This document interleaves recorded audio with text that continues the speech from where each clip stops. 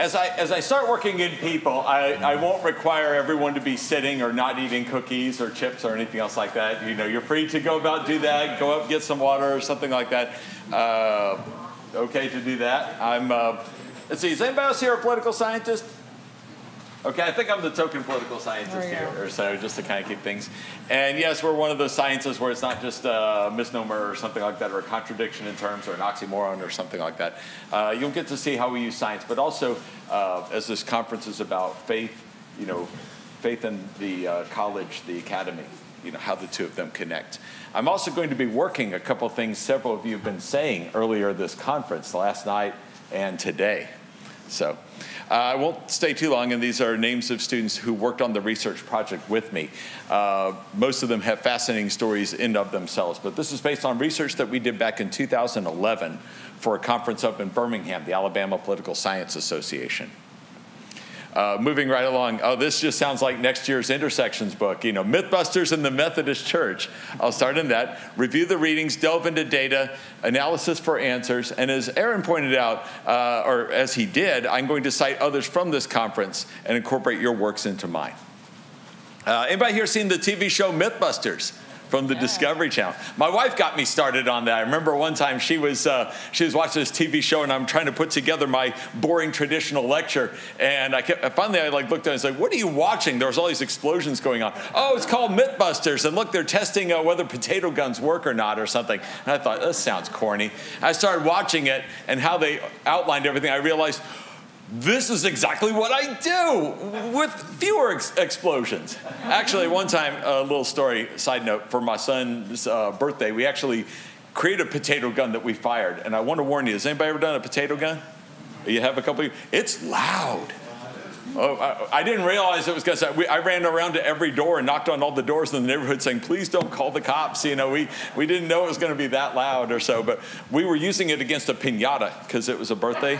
And the last shot, we destroyed the piñata. It was amazing. I mean, I have it on video. So, anyway, they do exist. And I use this because a lot of times when people say myths, the first thing they think of is it's false, or it's associated with Greek mythology, or Roman mythology, or Norse mythology, which means it's falsehood. Makes cool movies like Percy Jackson and the Thor movies, but other than that, you know, these are essentially falsehoods. And I tell them, well, when you watch the TV show, and we'll watch an episode at the beginning of the year, well, what are the options? Are they all false? Well, no. What are some of the options they have? When you watch that, they'll say, a myth has been, what, do y'all know the ones? Yeah, they'll say busted, or confirmed, or yeah, probable, plausible. You know, there might be something to it. So they get to realize that myths aren't inherently false or true. They are, as our text, the Colombo et al. Rereading America says, myths are models that make sense to us. You know, we've talked about them a couple times, and they just become kind of comfortable to us. Will Rogers, anybody know Will Rogers? You know, I tell my students, I said, he's the Larry the Cable Guy of the 1930s. He said of a myth, he says, a model is what we know that ain't necessarily so. Could be right, could be wrong, or so. And we also know that it's very dangerous to challenge myths. Can we all think of a famous person who got in trouble challenging myths? Do we have some? Galileo. Oh, Galileo. Yeah, he was like forced to recant. You know, had an arm behind him saying uncle in front of the Pope. Let's see. Any others? The what? Spinoza. Socrates. You know, people. You know, when they were challenging the dominant paradigm, there was a risk associated with this. Okay, my risks weren't as great. Oops. Oh. But I'll get to that in a little bit. And these are a couple quotes that people have said, or I paraphrased their quotes and worked them on up. And a couple of you might recognize your names out there. The idea that we need to suspend doubt. We need to seek to understand. We can't understand a question unless we actually ask it. Ava was pointing out, you know, we are in the minds of bondage. We're creatures of these myths. We just believe that that's what they are and we can't get out of them. Also, as a side note, Hans was pointing out the importance of service learning in higher education. I'll explain how that works into mine. And Gladys was pointing out the importance of a very supportive administration. This is all very important for the risks I'm going to take. When we did this project in 2011, it's a year before I went up for promotion. And here I'm going to look at whether religion causes conflict or not. Uh-oh, if you teach a religious-based institution, what if you find out that religion is bad? Oh, would this affect whether I get promoted to full professor or not? I'm working with undergraduates. No offense to, oh good, they all left. Oh, thank goodness. Oh, or are they just hiding somewhere else? Did they get dispersed? Okay. When you work with undergraduates, I mean, bless them, they're good kids, but they're learning how to do this kind of stuff. People say, oh, you're just getting free labor from your undergraduates. Okay, you got to be laughing because no, it takes a lot more time to train somebody to do what you already know what to do. It takes a lot more work to work them in. We're challenging myths in academia. We're challenging myths within the church. But according to the Methodist Church, National Association of Schools and Colleges, United Methodist Church, we're about advancing education. As they point out, the importance, the link between higher education and learning. Academic freedom. Our mission statement at our college, challenge the mind, inspire the souls, Wesleyan tradition and liberal arts of seeking out the truth. Sorry. Oh, the college students came back. Okay, good. I don't have to say. I was just saying working with undergraduates can be kind of tough. All right, so why war and worship? Why would there be religion associated with conflict? Well, doctrinaire differences, correct? Wesley pointed out this idea of secularization, this fear that religion is losing its hold, it's losing its grip, either to what's worldly, to mammon, as you pointed out, or the Xbox. Whatever it is, there are other exciting things competing for our attention. And it's the same for religion. Religion feels like they're shrinking in size, and that gets people upset. Or it's all about your identity in this ever-changing world. We're just trying to cling to who we are or what we are. What do we stand for? How are we any different? What can we rely on? And our identity is one thing. You've got leaders of faith who take advantage of their position to maybe call for attacks upon others. That might be a reason for religion and conflict. And then you've got emotional connections to the creed, or even not so much the creed, but like the symbols that you see.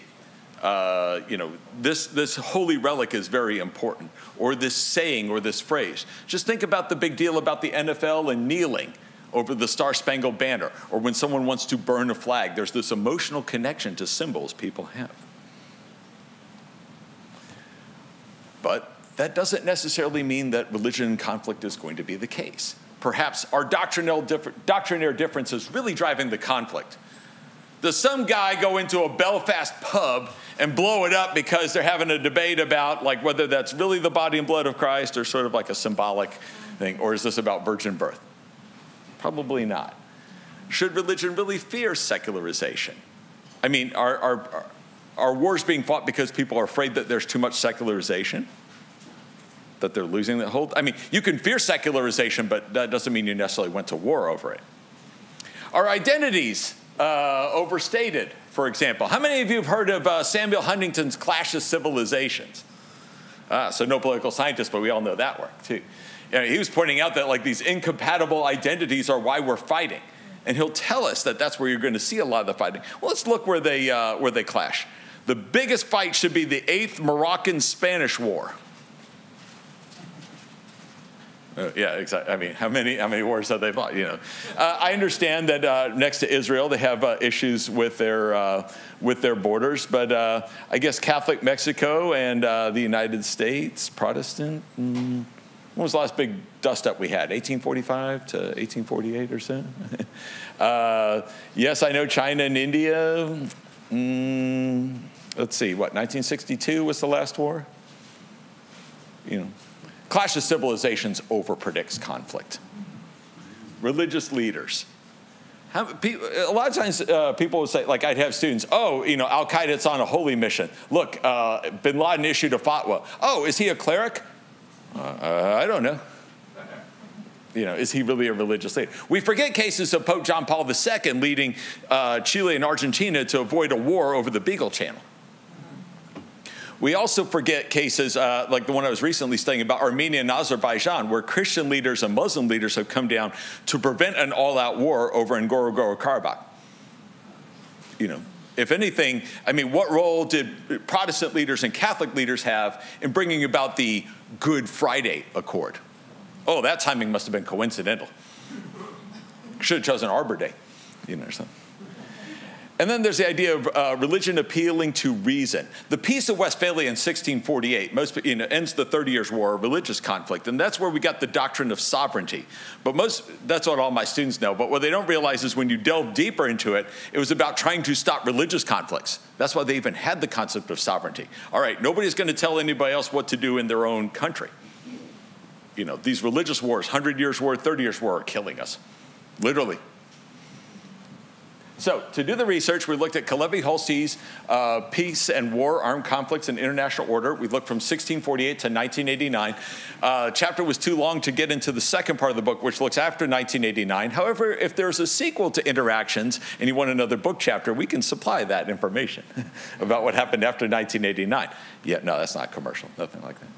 But we delved into, Holstein has everything broken down into near 100-year periods, although he breaks the last century down a little bit. So we did that, 1918 to 1989.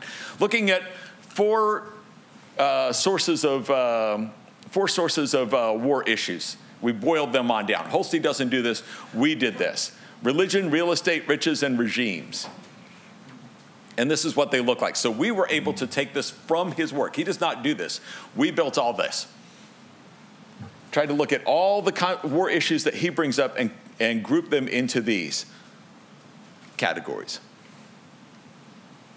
You can look through the chapter if you want to take a look in greater detail. If I go through, but you want to take a look at these religious wars, you can. I'm not going to repeat them all. But you can take a look. They're on page, oops. Let's see. And if you want to look at them closer, you can find them on page 271. So if you want to look at them even closer while I go into the rest.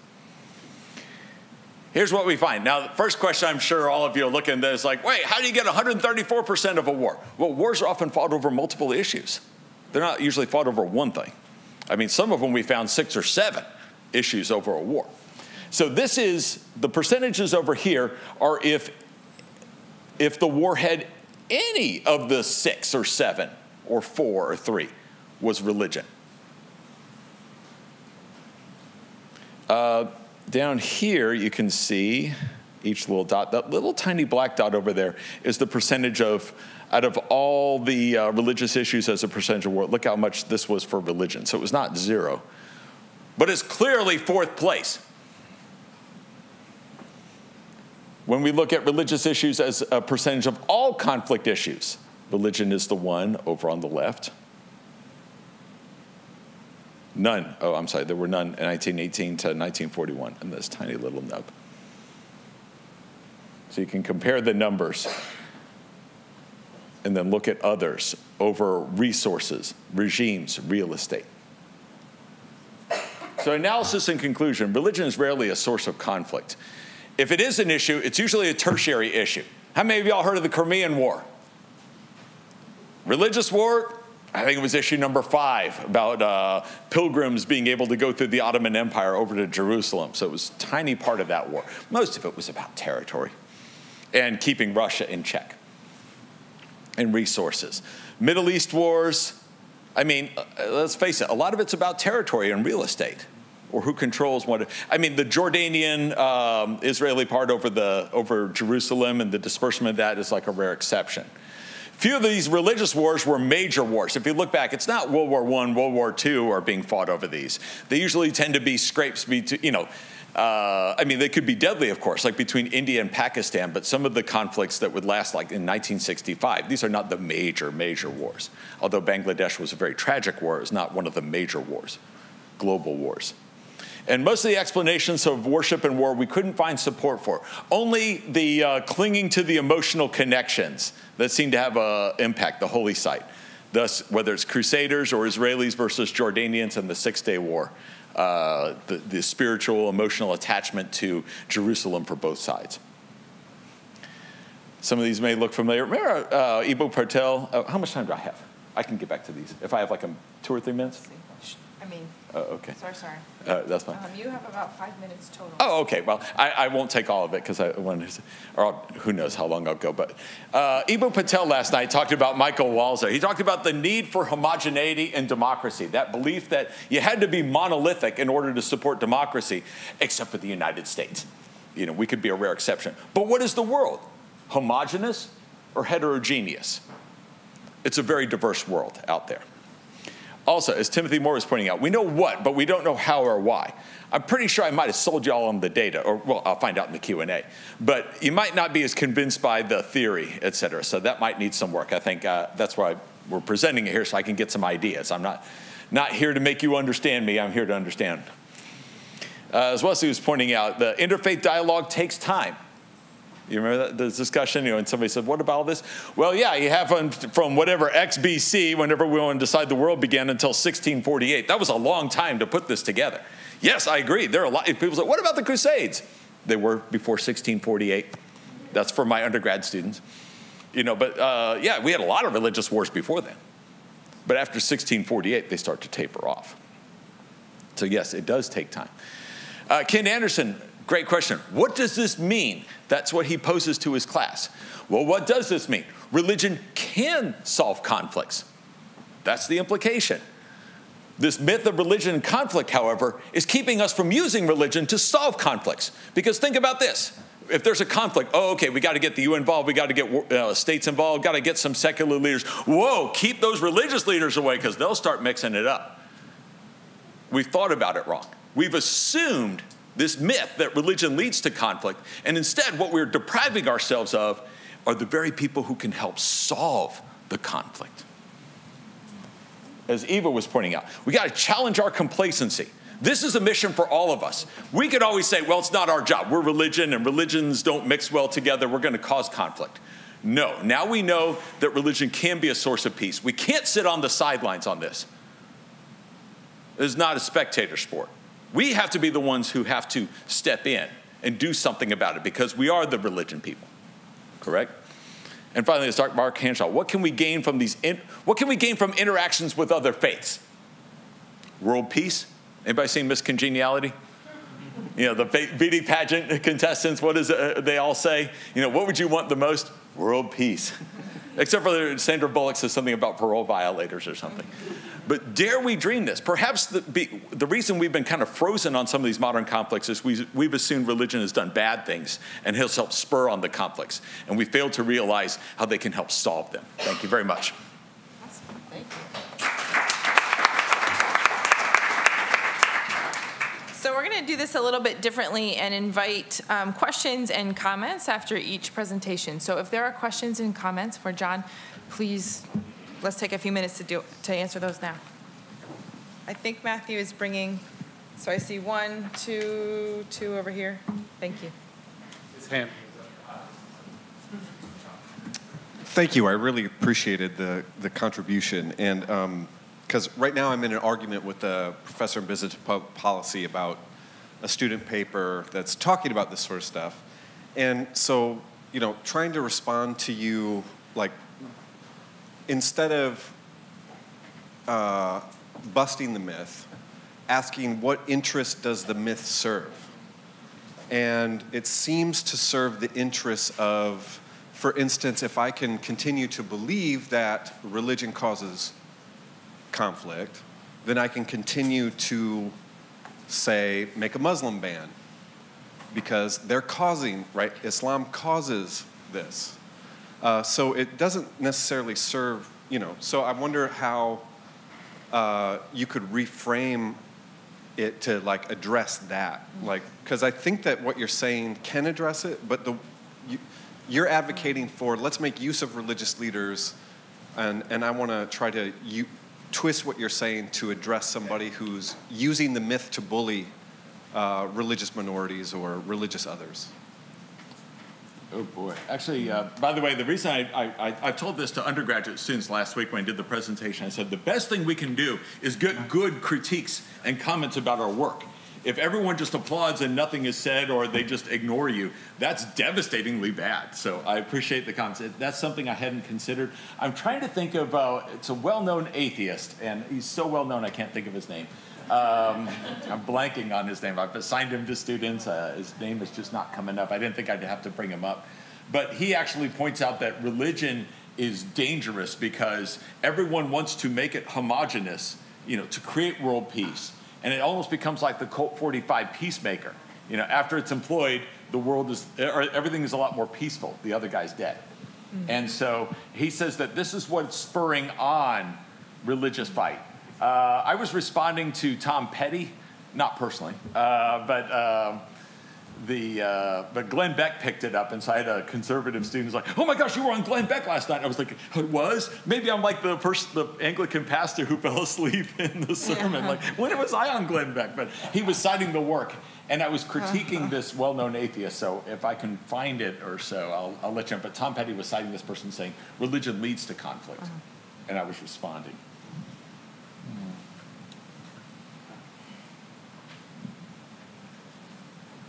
But yeah, this is showing we don't need world homogeneity. We can have this interfaith dialogue. I'm wondering if your undergraduate students, if they wonder to themselves, because one thing I think of why this might be so surprising to people is because when they think of the problems that religion might cause, they don't necessarily think of the official nation-state wars, but they think of kind of other things, other conflicts, other headlines. You know, media might play a role in this, that kind of thing. So I'm just wondering if that question has come up. One question is, does religion cause these official declarations of war where nations are against nations, right? But is another question, does another question concern kind of the ones that don't make those, that don't fit that criteria, but nevertheless seem like these religious groups are killing each other? If that makes sense. Okay. Well, you've just announced our next research project, which is to look at, you're talking about civil wars or wars of secession, like internal conflicts.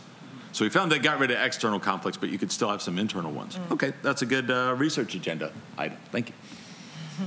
Actually, believe it or not, when I did this study, I actually thought there were going to be a lot of religious conflicts. I did not come in saying, oh, I think it, you know, but I wanted to test it. I like poking at myths, et cetera. Go ahead, Eva. You got one right here. Oh, I'm sorry. Sort of to go off of what he said, I think that though we don't see many major wars that are based on religion, I think it goes a lot deeper than that. The major wars that we see, you know, they require organization, they require mobilization, they require specially trained military forces to fight, you know, for one side or the other. But with religion, the conflict that we see is just in everyday life. It's everyday living.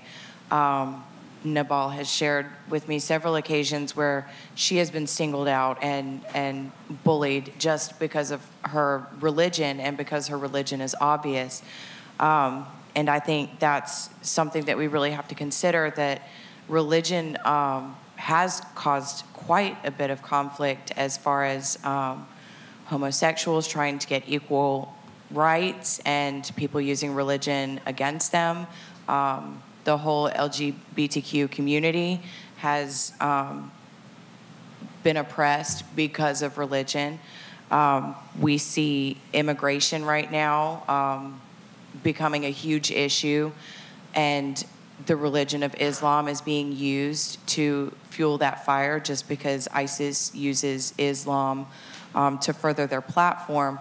So even though we're not seeing these world wars based on a platform of religion, we're seeing a great deal of conflict throughout the world that is stemming from religious beliefs and violence being caused to one group or another because of different beliefs.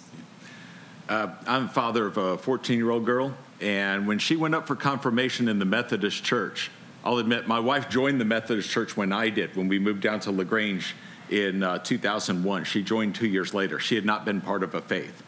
Our daughter, at the same place, she was going through confirmation class, and there are some kids who don't like her because she's far more liberal than I am. She takes a little more after her mom.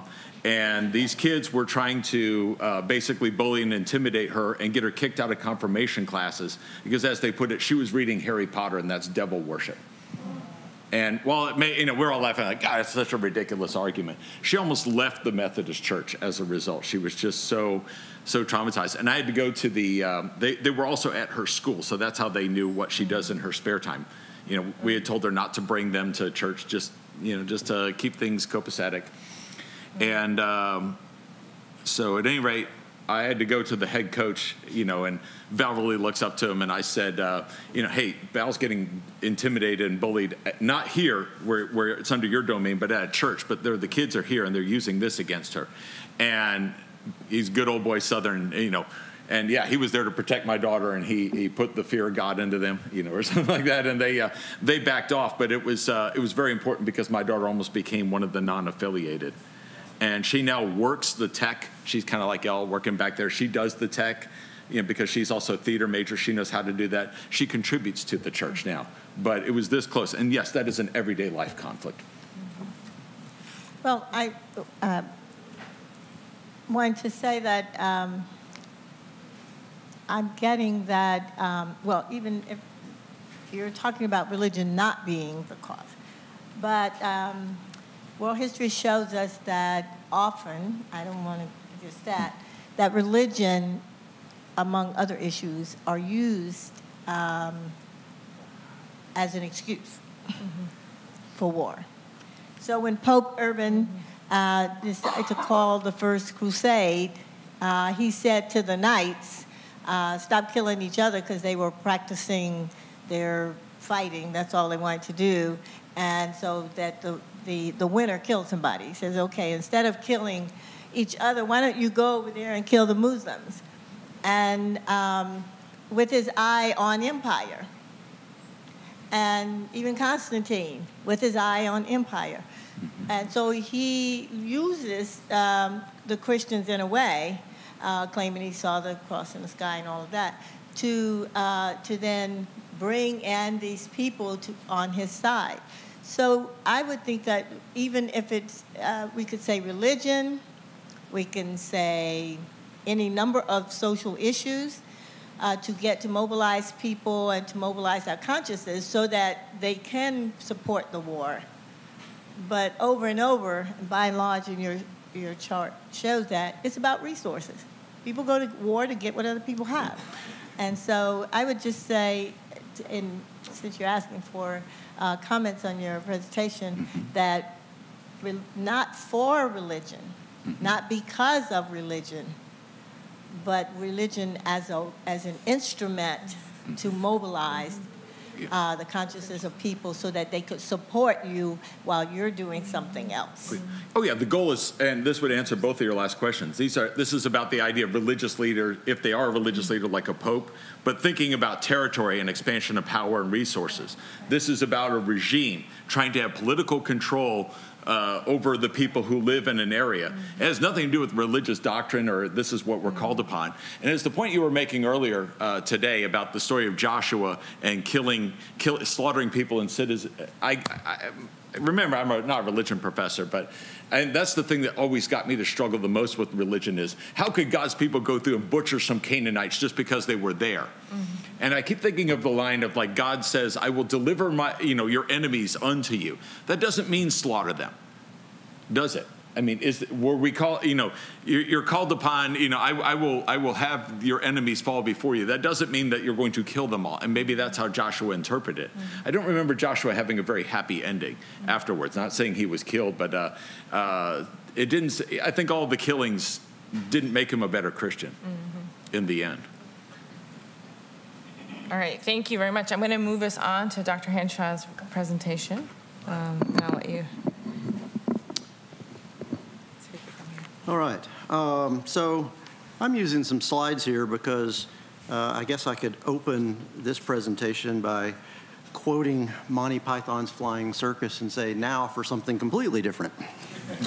But I am offering some slides in conjunction with my presentation because if you've read my chapter, you'll know that there are a number of data points that come out of some research done while I was at Texas Wesleyan. So this is actually research that involved Gladys Childs as well and Chad Pivoto, as well as a host of others. And I, of course, when I wrote this chapter, I was actually still at Texas Wesleyan. So this was all very fresh. And there were particular events that were driving this at some level. And just as a way of background, certainly part of what was driving the desire to do this research had to do with our president. We were looking at trying to figure out how to position our religious studies department and its relationship to the larger campus. And so one possibility that we were looking at was the establishment of a new interfaith studies program. And frankly, when I broached this idea with our president, he said precisely what I would expect him to say and precisely what probably almost all of your presidents would say. Okay, this sounds great, but where are the students, right? Is this economically viable? Well, this is certainly the question that all institutions are asking about a whole variety of different programs. And certainly I think it was a fair question. Our research also stems from some of the work we've done with IFYC, and some of these questions I think have been coming up in the context of relationships and engagements with IFYC partners. This is something that we talked about extensively with EBU and NOAA actually before we engaged in this research. And it just so happens that it was very convenient for me to have these slides because they're actually left over from a joint presentation that Noah and I did back at the end of last fall. But all of that said, let me speak a little bit to what it is that we found. First of all, we had a number of research goals in the research that was conducted. We really wanted to understand the perception of industry leaders related to the importance of interfaith training and interfaith and intercultural awareness in the workplace. We wanted to understand the extent to which employers found the potentiality of specific training relative to their employees on this front to be beneficial. We also wanted to understand better if there were particular industries that might favor these programs versus others. And so we began to engage in a research process to kind of fish some of this out. And let me just tell you a little bit about who it is we surveyed. So we worked with a couple of the area chambers of commerce in North Texas. And if you can see that kind of big red dot there in kind of the top of Texas there, that's the Dallas-Fort Worth area. And Texas Wesleyan is located in Fort Worth. And so we were engaged with the Fort Worth Chamber of Commerce and the North Texas Chamber of Commerce.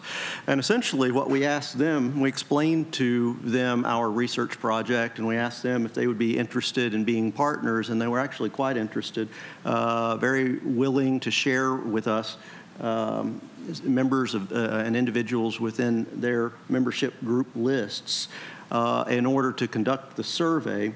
And so we obtained through these sources a list of something north of about 650 business leaders. So these were individuals that were classified as individuals who were in some way within the given companies that they represented in acting in some leadership capacity. And some of them were actually CEOs, and some of them were HR directors, but it was individuals that had some significant influence within these companies.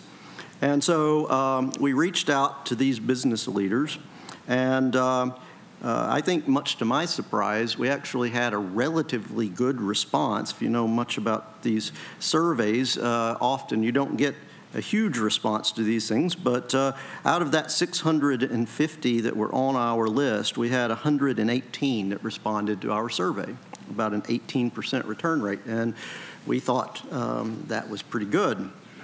And so a little bit about who we were actually speaking with. First of all, we did break these individuals down into the sizes of the entities that they represented. And so, as you can see there, about 29% of those that we were speaking with represented very large entities. These are, in some cases, educational institutions, in some cases, corporations, in some cases, nonprofits. But we were classifying very large as any entity that had over 1,000 employees. And then under that, you'll see then we also had a breakout group for large employers with 201 to 1,000 employees. 19% were in that category.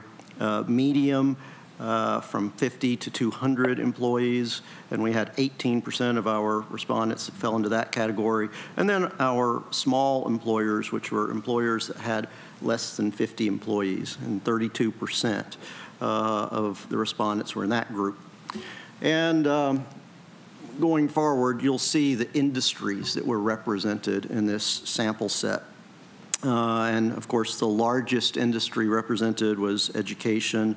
Other was principally, which is the second largest group, others was principally service-oriented organizations, mostly retail. Then under that, you have nonprofits, healthcare, legal and accounting, manufacturing, government, transportation, oil and gas. And so you can see that it was a relatively diverse group that chose to respond to the survey. And so let's see what they had to say. And so again, we were trying to sort of determine the extent to which they were thinking about issues in particular related to religious diversity within the context of their own operations, and the extent to which they felt or understood that training perhaps with regard to their own environment might be beneficial in terms of alleviating what they saw as potential concerns. And so, I'm only touching on a few data points from this survey. Some of the questions, for sake of time, I have excluded, but I did want to touch on a few of these I thought were interesting. First of all, we asked them how they would describe the diversity amongst their workforce. And it's interesting. I don't know that it was on its surface terribly surprising, but you can see about 22% described their individual workforce as very diverse, and 24% diverse, 40% slightly diverse, 13% not diverse at all. I guess that still shows a lot of diversity, but what's interesting is when you compare that chart to the next chart, which is how would you describe the diversity of your customers and clients? And here you see a much greater proportion sensing a high degree of diversity amongst what they're working with. And the interesting thing about that is that presents something of a disconnect between the employees and the companies and the nonprofits and those that they are representing in terms of the diversity that they represent and potentially in terms of understanding of various diversities. And so that alone I thought was a kind of interesting data point. So if you go back to the last slide, amongst coworkers combined, the categories of very diverse and diverse included about 46% of respondents. If you look at those same two categories relative to customers and clients, you'll see that they said that about 89% of their customers and clients were very diverse, or 89% of the respondents said their customers or clients were very diverse. So a really sizable difference. And then jumping forward, we asked whether or not their organization had experienced disputes between employees rooted in religious or cultural differences. Now, to be honest, Fort Worth, most people think of as a pretty homogeneous place, and I do too, and I was expecting this number to be pretty low. And it's not huge, but I think 23% of organizations admitting to disputes arising within their confines. They're rooted in religious or cultural difference. That number seemed a little higher than I might have expected. I also note that within that same category, almost 35% said they were unsure. So there seemed to be some potential concerns in that area.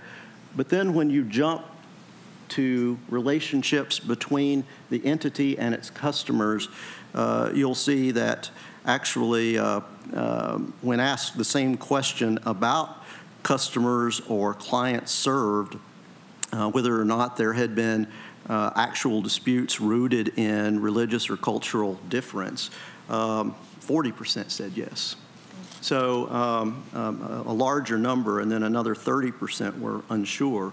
So that lays an interesting foundation, potentially, for interest on the parts of organizations in the area of interfaith. Continuing, we asked, to what extent is the understanding of various religious systems a competency that would benefit employees?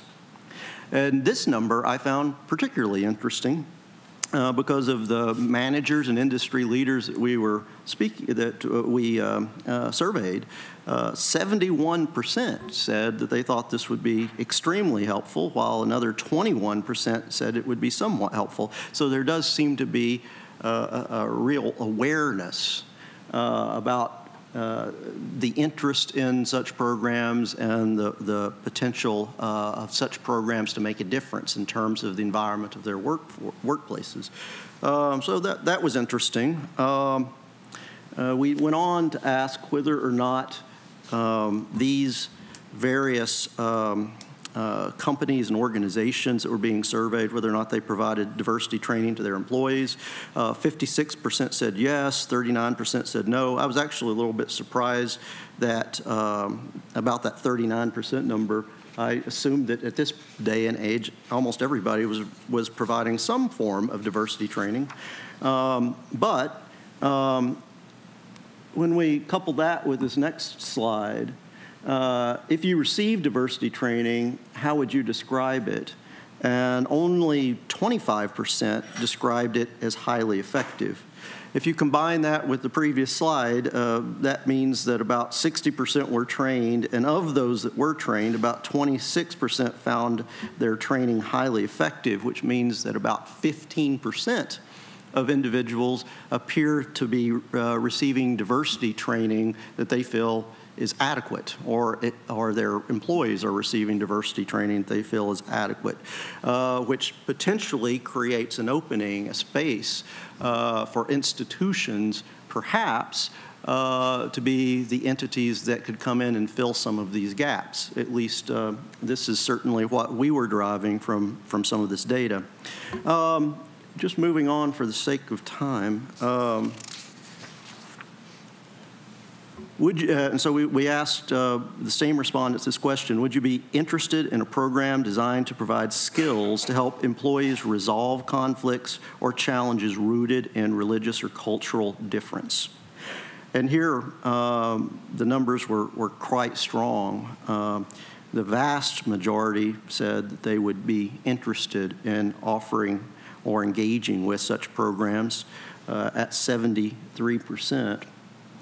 And then this last slide, do you believe workplace disputes stemming from cultural or religious difference are likely to increase or decrease in the future? And here you had 35% essentially saying they expect such disputes to increase substantially, while another 47% said they expect to see such disputes increase. So that's nearly 80%, or actually over 80% of those surveyed. So we kind of just wanted to share with you, or I wanted to share with you some of these top line numbers. You know, what do they mean, I suppose, is the next obvious question.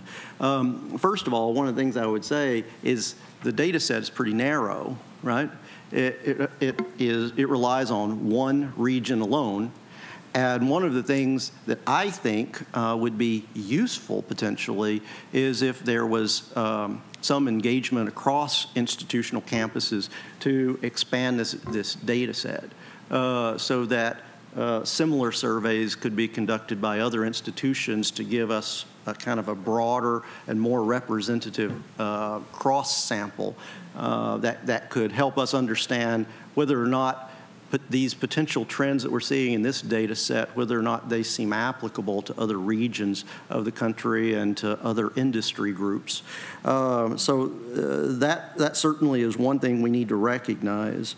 However, one of the things that this data set does do is it helps us at least initially see that there really may be some opening or opportunity for higher ed institutions to play a role in helping our partners and the nonprofit and business communities be better prepared. And it seems to be a role they're interested in seeing us play. Mm-hmm. And so that certainly is something that jumped out to me from this survey. Where do we go from here?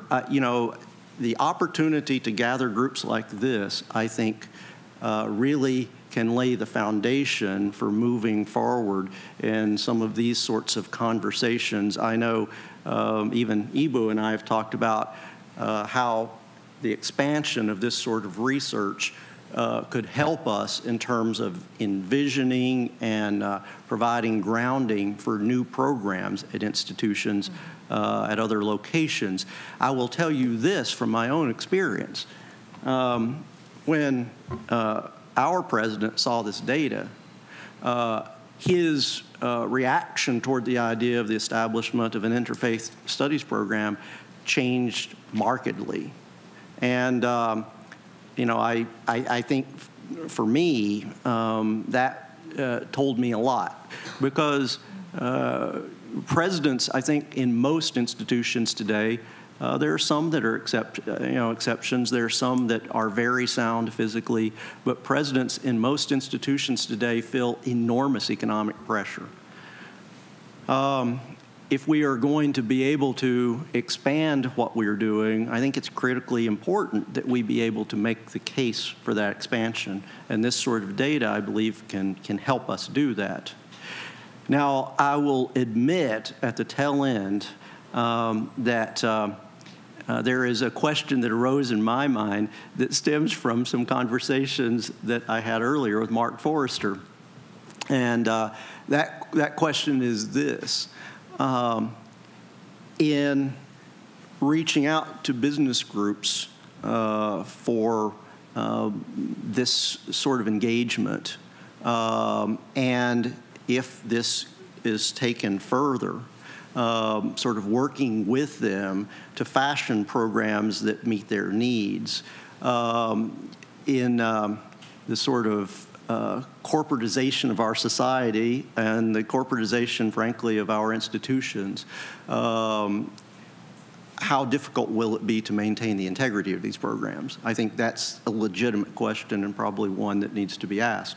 But that having been said, it does seem that there's an unmet need, and it certainly, I think, from my own perspective, would be advantageous for institutions like those represented in this room to perhaps seek ways to meet that need. So with that, Carolyn, I will stop. And sounds good. Questions and comments for Dr. Henshaw? All right, I see 1, 2, 3. Okay.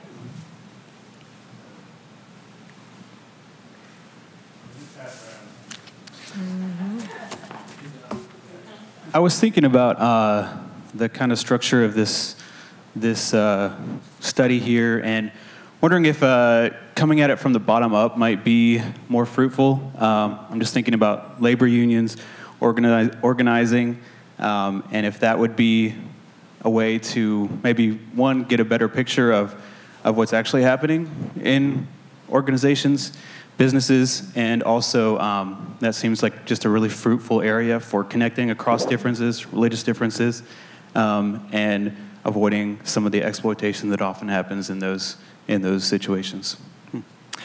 Yeah, I mean, I would simply say that any sort of data that we could gather, any way that we could understand this series of issues in a better way, it would be helpful. And to be able to, and I mean, this is speaking to kind of the leadership, right? This is sort of representing what, at least in North Texas, it appears that the leadership would think is important and useful. Would that same feeling be shared at the level of your sort of base employees? I don't know, and obviously this data doesn't speak to that. You know, I think it would be interesting to be able to try to figure out how to get at those sorts of perspectives. I think it's a little harder, you know, to get to just sort of the average employees of a corporation in this kind of survey, but I do believe that would add another dimension to our understanding.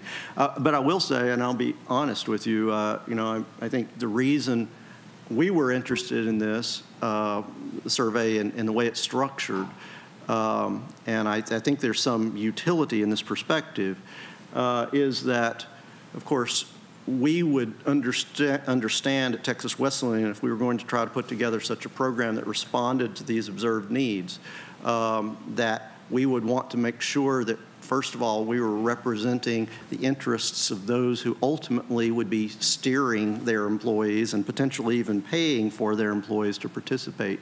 And so to have access to the views of those who would be in that category, I think is an important precursor. Mm-hmm. But I don't disagree with your observation at all. Yeah. Thank you, Mark, for your presentation.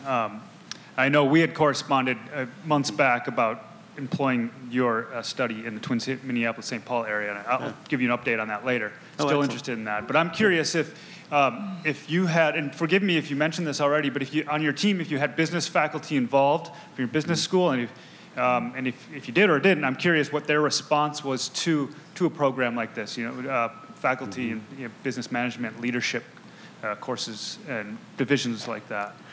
Right. Thank you, Hans. First of all, in terms of the study itself, we did not involve the business school in the study itself, the administration of the study. We did, of course, as I said, we worked with the two chambers of commerce, both on the construction of the study, the design of it, as well as the administration of it.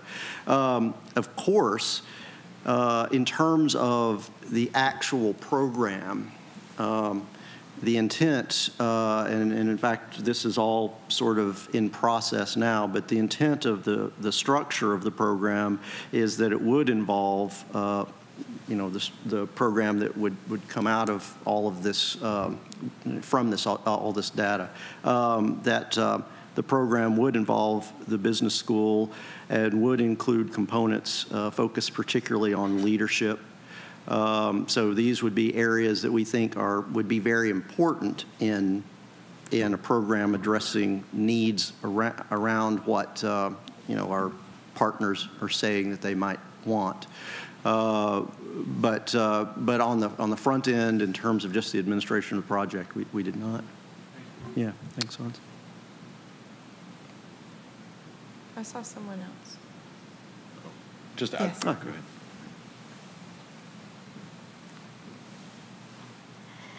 Thank you. I really enjoyed your study, and I really wanted to know, so you mentioned that you think that there is a need in the community for this kind of training, but do you think it is the role of college and university leaders to kind of spearhead this initiative, or the role of the business and to take this on? Well, you know, I think that's an interesting question, and I think it gets back to the underlying question of what institutions believe should be contained in such a training. Obviously, if it's left to the business community to design, and if there is a lingering need out there and it's unmet, of course, we know the business community will meet it in some, they'll find a way to meet it in some way, whether it's with university partners or not. But if universities feel that these areas are of sufficient importance that they want to have a voice in the process and want to have a voice in the design. Certainly the structures are already in place within universities to offer such programs. It wouldn't take great leaps to design and offer programs within the university setting, you know, based on all the structures that already exist. It is possible that universities could simply, if there is an unmet need, that it could be ignored and they could leave it to the business community to resolve. But that certainly diminishes the voice of the universities in affecting potential change within the corporate climate. And so, you know, I guess from my own perspective, I would say that it would be somewhat dangerous for colleges and universities to simply abandon such an area. Yeah, thanks. Good question, thanks. Good. Did you want to say something? No, that's okay. Yeah. All right. We're on the final stretch here. I'm going to stand up here. I'm a PK, so I'm more comfortable behind a pulpit. My name is Carolyn Roccolato. I am the director of our academic initiatives team at Interfaith Youth Corps with Ibu and my colleague Noah, who's in the back. I'm part of the team that works with faculty across the country to develop curriculum in interfaith studies. So I am also a trained theologian, and before I was at IFYC, I was getting my PhD in theology from Chicago Theological Seminary and then teaching theology.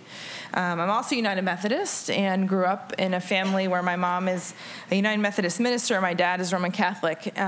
So I have a few horses in this race, which is why I think I ended up writing this chapter with Ibu. So the chapter itself is looking at what already exists within the United Methodist tradition that promotes, encourages, and lays a foundation for really strong and rich interfaith work. Interfaith Youth Corps, we work with about over 500 campuses across the country, and we have various teams. We work with students, we work with staff, we work with faculty, we work with administrators. Many of those campuses are United Methodist.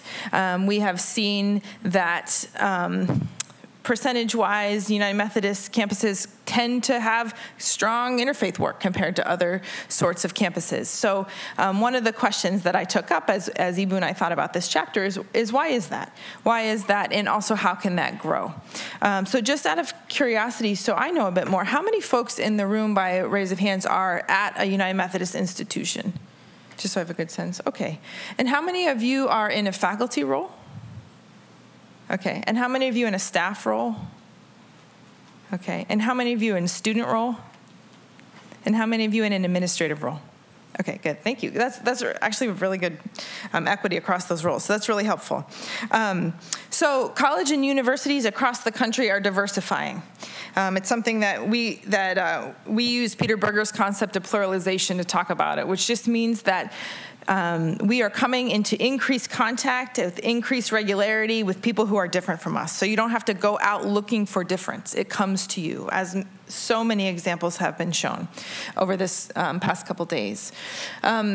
United Methodist campuses are no different. So we start this chapter by talking about the student Prathipa, who's at Hendrix College, and she is she's Hindu, and as the end of their first year orientation, they take a camping trip, and they're put into cohorts of students. And she's sharing a tent with a student. Her name is Naomi. Her name in the story is Naomi, and they build this relationship over the course of this camping trip. At the end of one night, at the end of the first night, Naomi dons a hijab and goes to behind the tent to pray, to say nightly prayers. And someone sees her praying, sees her rising and kneeling, and gets scared, goes and alerts the campus leaders, has someone come over. She can't stop her prayer, so they're threatening her. If you don't, please tell us who you are. If you don't tell us who you are, we're going to call police. If you don't tell us who you are, we're going to forcibly stop you, or on and on. So eventually, when her prayer ends, she stands up, she clarifies who she is. This, of course, was a terrible way to start her experience at Hendrix, a terrible way to start her first year orientation. It all gets worked out, it's fine, they laugh about it, on and on. But what Prathipa realizes is, how is it possible that none of these students, none of these leaders, none of these faculty recognized what a Muslim praying looked like. So this is what prompted her to start an interfaith program or interfaith student group. And Hendricks has responded in wonderful ways. So they've developed robust programming as a result of this experience. But Hendricks is a perfect example of a United Methodist school with United Methodist clergy on campus who are now having to ask the question of what does it mean to have a religiously diverse student body, and how do we actually care for this group of people, care for them individually, and then build community. So I was looking back at thinking about what in United Methodist tradition lays some groundwork for this, and luckily Dr. Arya Raja has shared some of that as we heard earlier also yesterday. I think there's three really important things that lie at the root of United Methodist tradition in education. And one is that there has been a long tradition of commitment to education in general. So education in general has long been important to the tradition, was important to Wesley, was important to the first founding of UMC schools. The second is, as I think someone shared the story, maybe you did, that the first United Methodist schools were never for only United Methodist students. And at Colgate, is it Colgate? Now I'm forgetting the name of Kirksbury, the first college. Yeah, I should remember the publishing house. At Kirksbury College, the first professors were a Quaker and a Catholic. So it was never a place of religious homogeneity. It was never, United Methodist higher education was never never a situation in which it was believed to be better to have everyone be the same. So that's always been a part. And some of that foundational inclusion work, both around religious identity as well as class identity, which was really important to Wesley, is what laid a foundation for UMC schools to later become inclusive of women and African American students early on. And so in that sense, I don't think it's a surprise that United Methodist schools have shown some leadership in interfaith inclusion as well. I think the third thing is higher education, as well as United Methodist theology. United Methodist higher education has been committed to educating citizens, to educating students for the real world, as Dr. Arya Raja shared. So it means as the world changes, so does our education. As the world changes, so does our theology. So part of, I think, what we're seeing is that United Methodist leaders, United Methodist schools are seeing the world changing and are now asking, what does it mean to be educating responsible global citizens? And attending to religious and non-religious diversity is part of that education. So I think that is also a really important part of our tradition, of our shared tradition. So at the end of this chapter, and some of you may be familiar with this, IFYC has published what we call leadership practices for interfaith excellence. And what these are our learnings from working with campuses about what are the sort of key areas that make a school excellent at doing interfaith work. And I can talk a little bit more about that. But the first one on that is mission and identity. And what we mean by that is connecting your school's mission and or identity to interfaith work. And we have found that leadership practice is really important for broad commitment, for campus-wide commitment to interfaith. So United Methodist schools have a unique and privileged opportunity in that there is a natural connection between, and there is a very clearly stated connection and call from the United Methodist Church to do interfaith work. So I think that's also a privilege that can be capitalized on it. I think the pragmatic approach is an important approach. So if you need buy-in from United Methodist schools, it's important to know that the United Methodist tradition itself affirms and encourages interfaith engagement. So what we did in the chapter is looked at United Methodist Book of Resolutions has guidelines for interfaith relationships. I think they use interreligious relationships. So we looked closely at what those were and then looked at simply the schools that are in our network. So we know that there are schools doing other kinds of work, but we have enough excellent examples from United Methodist schools to share examples like Mark Davies at Oklahoma City University, like those at Hendricks, as well as a number of others, of how they're already embodying and practicing the principles that are expressed in the Book of Resolutions. If you look through what these are, and they're in the chapter, but the recommendations from the UMC Book of Resolutions looks a lot like what we call the interfaith triangle. Anyone in the room familiar with IFYC? I know Hans is like, yes, I'm so tired of hearing about this. Anyone familiar with what IFYC's interfaith triangle? Oh, good, okay. Fresh crowd. I won't ask you, Hans, to explain it. So basically what sociological research shows us, and that we've kind of built much of our model around, is that relationships, attitudes, and knowledge are three corners of a triangle that mutually influence each other, such that if you build strong relationships with someone across a line of difference, your appreciative attitude for their identity is likely to go up. Once your appreciative attitude for their identity goes up, you are likely to seek accurate and positive knowledge about their tradition. Or this can happen, say you learn in a class through a service learning project some accurate and positive information about another tradition. That then increases your likelihood that when you meet someone from that tradition, you are more likely to develop a relationship with them, you're more likely to have a positive attitude, and so the cycle goes on and on.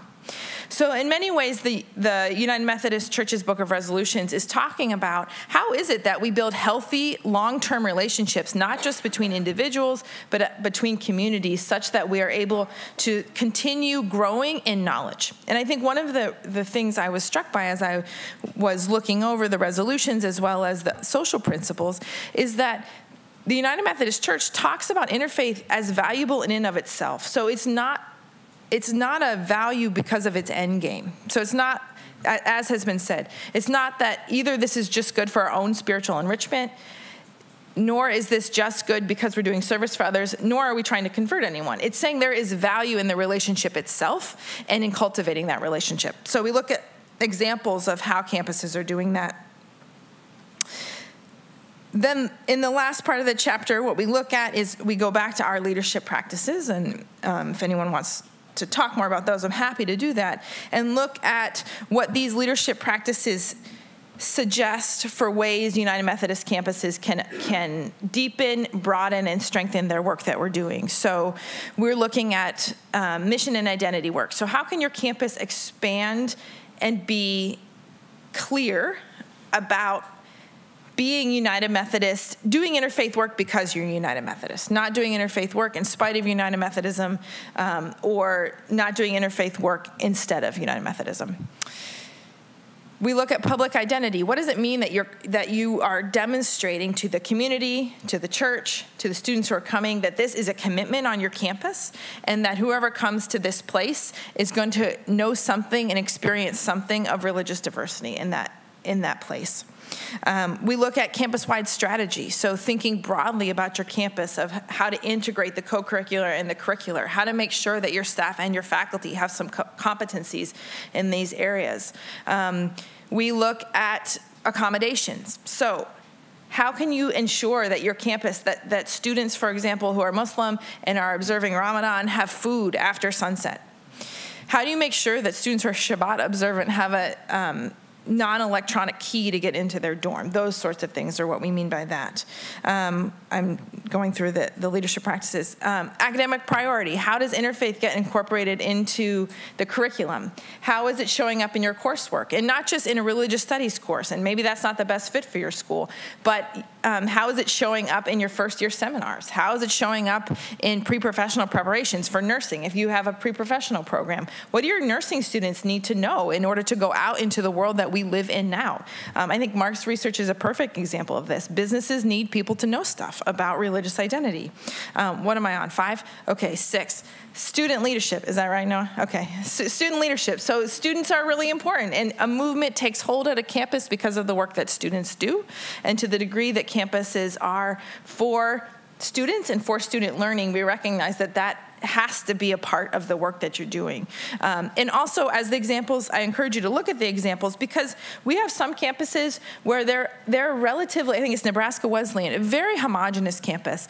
But the chaplain there recognized that though it was a largely Christian campus, there was an incredible amount of diversity within the Christian community, as we all know, within the Christian body, and that he could use that diversity to help prepare his students for what was going to be a more religiously diverse world when they graduated. So let's practice with what is the difference between being Lutheran and Presbyterian, so that when you get out into the world, you have those skills to engage what might seem like a bigger divide. 8. Am I on 8? Oh, yes, my job. 7, so developing faculty and staff competency and capacity. So how are your faculty and your staff on campus prepared to do this work? That looks different depending on your job. It looks different if you are a business professor versus the director of student life versus an RA. But what do they need to know in order to know this work? And part of that is also, if you on your campus already have a diversity commitment or agenda or training, is there a religious identity component of that? And what could it look like? How do you integrate that? So that's what that looks like. 8 is campus community partnerships. So how is your campus working with the local community? What does that bridge look like, and how is religious identity and religious communities a part of that bridge? So for many folks, either the campus itself might be the thing that brings diversity to the community, or your campus itself may not be able to accommodate all the needs of the students on the campus. So how do you build relationships with religious communities surrounding you so that your students have resources in the communities that they need once they get there? And then number 9, the very exciting assessment. So anyone in higher ed knows the value of assessment or the annoyance of assessment. But basically is, if you want to know if you're doing this work well, then you have to ask the question, are we doing it well? And you have to determine what does well look like. So we're always encouraging folks to do that. So I look at those leadership practices and think about what are examples of ways United Methodist schools are doing it, but what are ways the United Methodist schools can also expand that work and deepen that work? I think I'll stop there and take questions or comments, or for those of you who worked with IFYC, things to add, correct, or share. Yeah. Or might just be really worn out. It's also fine. Yeah. Yes. Yeah. With creating faculty staff competencies, yeah. And I'm thinking particularly, people in the business department, or like you even mentioned, RAs. Yeah. How have schools that have successfully done that gotten buy-in from those other departments that are already feeling like they're overworked and too busy? Yeah, great question. That's a very long question. Hans, do you have any, I just want to, having a campus Hans is part of a campus that's doing a lot of work around this. If you have any I welcome your insights on that. If not, Mark as well. Those of you campuses who've worked with us extensively, and then I can also share. Or if you don't have anything top of head, that's fine too. I'll just say faculty buy-in has been one of the biggest challenges. Partly that prompted the question about, have you asked business faculty? We've done stuff like this and brought it to business faculty, and they're like, that's great, but we have to teach X, Y, and Z. Yeah. That doesn't fit into the curriculum. So it's been a process. Yeah. We're not seeing it as a separate we don't Yeah. take a day out or real. Yeah. So we've taken a bunch of strategies with campuses on this. So the one strategy is essentially take who comes. So you say, this is the thing we want to offer, and see who shows up for it. And in some cases that means, so thinking about interfaith studies programs in particular, that means that whatever department, this shows up in different departments. So we work with Barbara McGraw, who is at St. Mary's College in California, and she's a business professor. The interfaith studies program happens out of that because that's where the energy was. Religious studies department was like, no, thank you. So I'm from Allegheny College, and they're working on an interfaith studies course right now. It's in their community justice studies because the religious studies department was like, we have too much going on. So that approach can be applied broadly to the campus, where you have whoever is interested. Another approach that we recommend is think about where you're already doing work well and add on to that. So as to not create, we're now creating a whole nother thing, but say you have an excellent service learning program. What would it look like to add an interfaith component, either to reflection part, an interfaith alternative spring break, an interfaith service learning course? So think about where the strengths already lie. I think students can be some of the most compelling arguments. So I remember a story of they couldn't get faculty buy-in. So what they did was essentially had a dinner and invited students to just say, this is why in biochemistry I need to know about religious identity and religious diversity. And so that is also compelling. It's also just good organizing to figure out who's worth your energy and what isn't, so you're not going to get, you all know this, I don't need to say that, but so just to say that it's very context-specific work, and so part of what we do when we go to a campus is work first to understand the context well, and then we can understand where are the places to grow this. Yeah, thank you. Other questions? Noah?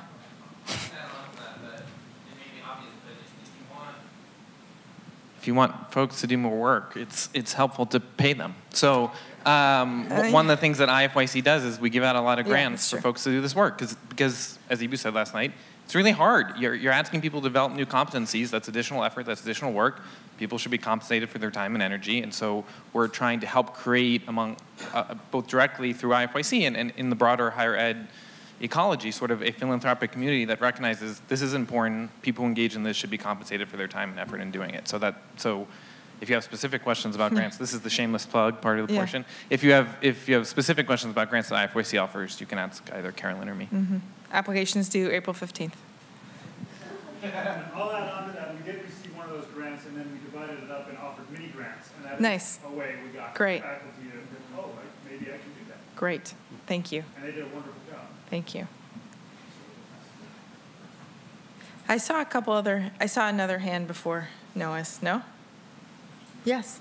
So, what have been some of the student initiatives that are kind of passed along with, necessarily in faculty or staff or trying to adapt and trying to kind of expand this in terms of academia? Yeah. Not necessarily the student perspectives or if there has been help that. Yeah. Thank you. Yeah, so the question is, what have been some of the student initiatives? And what has been both the student experience, I'm assuming, of trying to get buy-in, but also what have students done? So in a number of campuses, students are the reason there's this work at all. So it comes from student interest, student commitment. On some of the campuses, something happened on campus that prompted students to respond. On a number of campuses, though, students say, this is part of my identity, this is part of my friend's identity, we want to figure this out, how to have an interfaith community here. Students do all kinds of amazing things. So another shameless plug, we have a big thing coming up called Better Together Day, which is where students on campuses across the country, I don't know numbers off the top of my head, do you? Nope.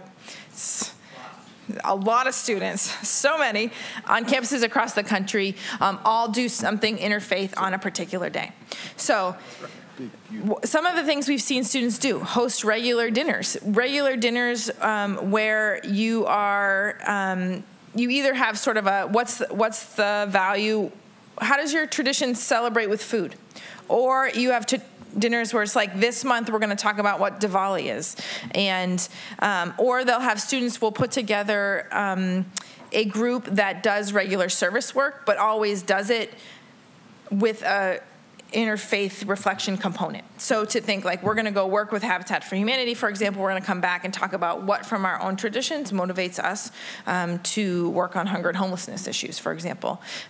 Students, I mean, they're much more creative than I am. So, we have marches and we have panels and they have sessions, and students have organized to get interfaith councils on campus. So as part of formal student body where you have a council of multiple religious identities folks.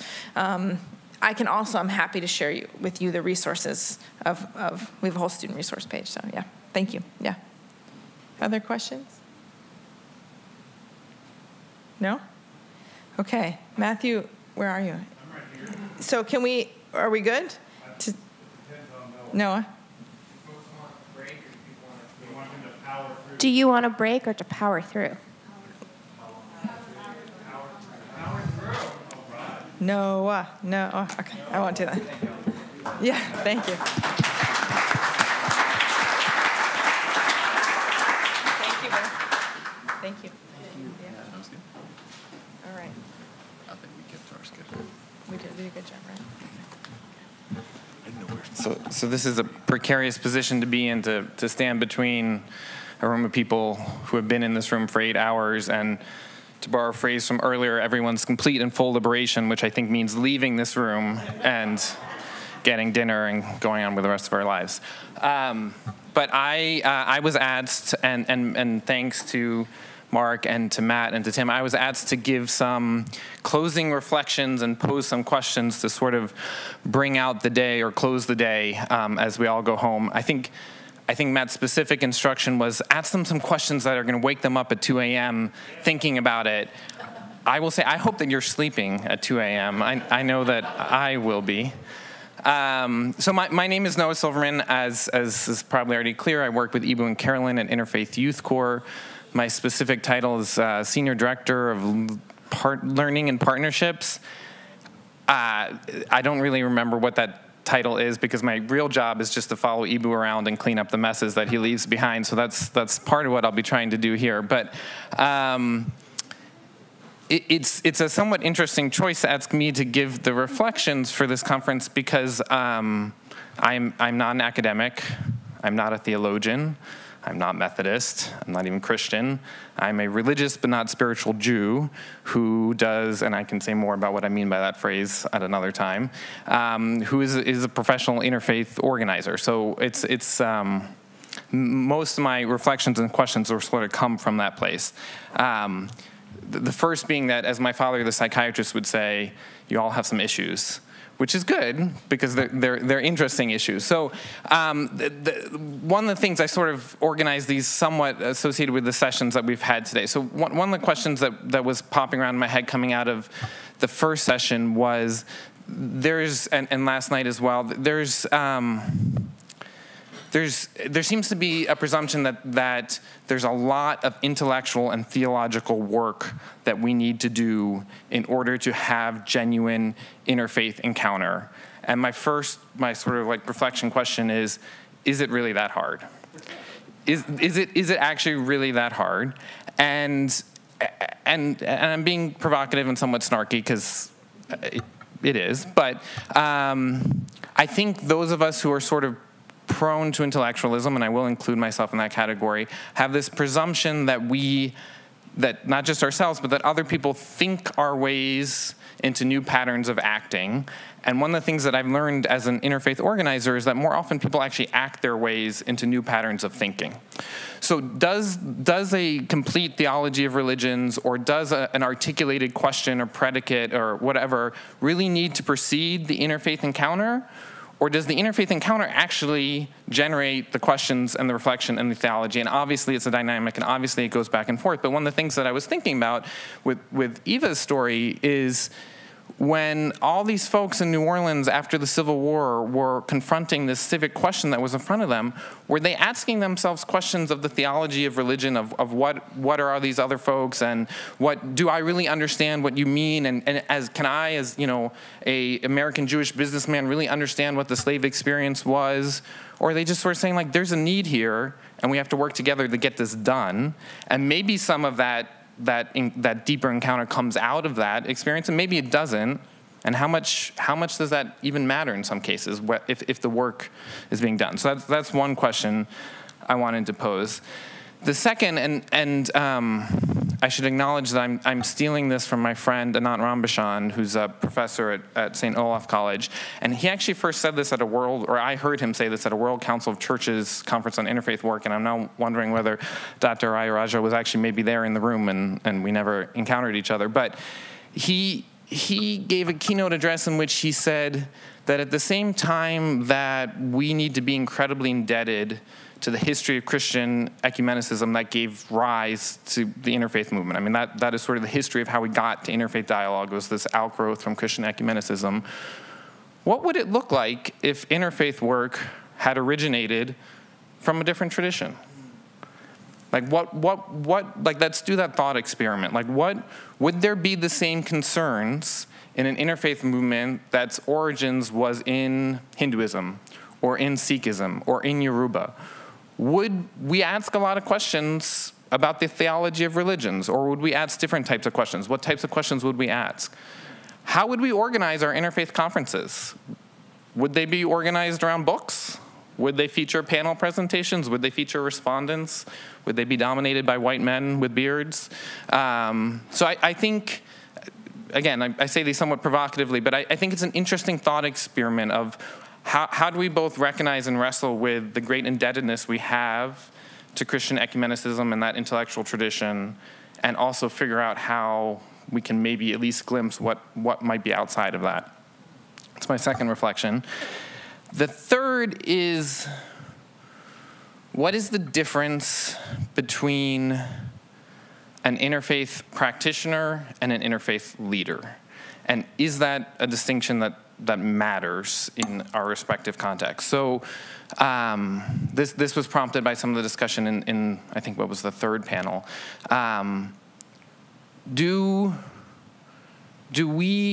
Is there sort of a higher level of responsibility for those of us who are trying to facilitate interfaith encounters between other groups than those of us who are necessarily engaging in them? And how does that sort of that triangulation that we were talking about earlier, how does that play out for the person who's in the role of the facilitator? One of the things that I've realized about my own life, and this I should just acknowledge primarily comes from my marriage, is that things happen in the world and I have my emotional, affective reaction to them. One of my professors told me that your effective response is always the first piece of evidence. You read a book, you have a reaction to it, first study that. What is your reaction to what's happening? But then my partner has her reaction to what's going on, and then I have my reaction to that.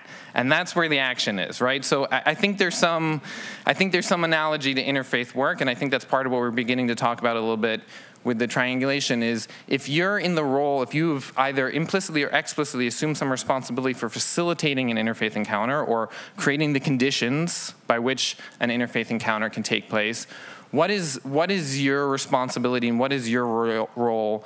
What is your reaction to other people's reactions? And where's the action there? And then if we really want to get meta about it, as educators, most of us, primarily in a college campus, is our job to teach the interfaith leaders or to teach the interfaith practitioners? Are we actually like train the trainers in this? Are we teaching people how to be interfaith leaders? Or are we teaching people how to be interfaith practitioners? So that's the third observation. And then my last and final one, and then everybody can go home. And this is an analogy that I will shamelessly steal from Ibu. Are these questions around interfaith encounter, theology of religions, genuinely understanding and hearing each other, all this whole panoply of things that we've been talking about today, are they morning coffee questions for us, or are they afternoon coffee questions for us? Morning coffee, I need to have it. You do not want to deal with me in the morning, as Carolyn can testify, until I've had my first cup of coffee, right? Like, it's going to be a bad scene. Afternoon coffee, it'd be nice to have. Maybe today we all needed the afternoon coffee, but afternoon coffee, it's like, yeah, if I have the time to do this, that'd be great. I'll enjoy it, but I don't need it. Are these questions morning coffee questions for you, or are they afternoon coffee questions for you? And if they're morning coffee questions for you, which I might presume because we're all here on a Saturday, not, for most of us in our hometown, why are they morning coffee questions for you? Is it out of your own personal identity or faith or religious background or however you understand it? Is it a vocational thing? Is it a professional thing? Is it an intellectual thing? What is it for your institution? Is it a morning coffee thing for your institution or an afternoon coffee thing for your institution, and why? And to the extent that you identify or you see part of what our work here as being is helping other people to move this from an afternoon coffee to a morning coffee issue, how do you communicate that? How do you articulate why this is a morning coffee issue for you, and how do you communicate that to others so that it can be the same for them? So I hope I didn't wake anybody up at 2 a.m., and have a good night.